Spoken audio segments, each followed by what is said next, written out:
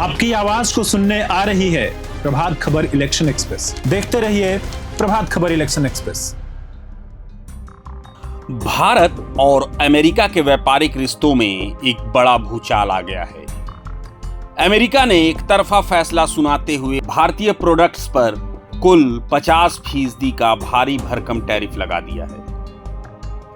27 अगस्त 2025 से यह नया 25% का अतिरिक्त टैरिफ भी लागू हो जाएगा, जिसके बाद भारत से अमेरिका जाने वाले कई सामानों की कीमतें आसमान छूने लगेंगी।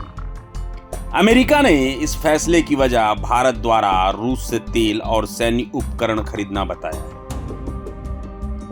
इस टैरिफ बम का सीधा असर भारत के 48 अरब डॉलर के निर्यात पर पड़ेगा।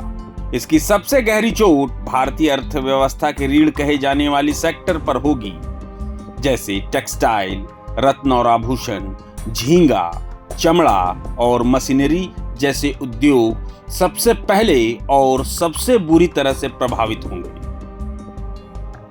ये सिर्फ आंकड़े नहीं हैं, ये सूरत और मुंबई के हीरा कारोबारियों की बढ़ती चिंता है।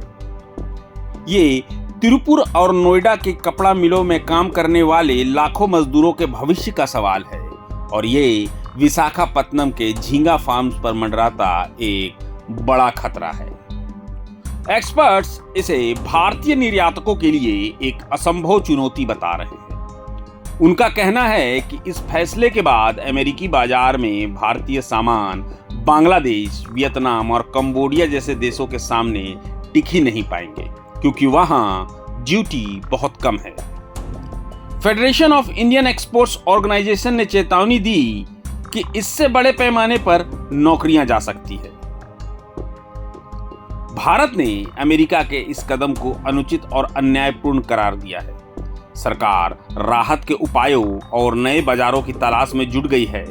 हालांकि फार्मा, एनर्जी और इलेक्ट्रॉनिक्स जैसे कुछ जरूरी सेक्टर्स को इस टैरिफ से छूट दी गई है, लेकिन बड़ा सवाल अब भी वही है, क्या भारत इस सबसे बड़े व्यापारिक झटके से उबर पाएगा, या यह टैरिफ मेक इन इंडिया के लिए सबसे बड़ी दीवार साबित होगी।